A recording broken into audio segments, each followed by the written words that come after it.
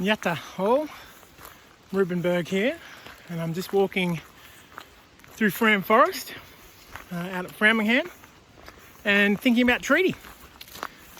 So one of the things we're working on at the moment as part of the treaty negotiating framework is what kind of form of treaties or should we actually have here in Victoria. There's a couple of different options. One of the options is just one treaty. So one treaty between the state of Victoria and the traditional owners of Victoria. There's another option, which is to have multiple treaties.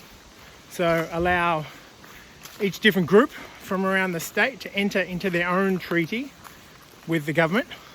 And those groups could be nations, could be clans, could be other forms of groups. It's not clear yet what that could be, but that's one of the other options. And the last option is known as the hybrid option, and that's a combination of both those things. So both a statewide treaty, but also local group-based treaties.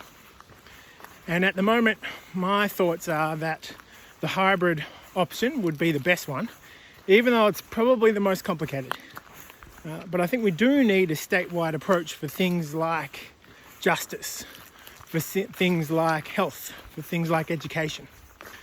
And so I think a statewide approach on those issues would probably be the right approach to take.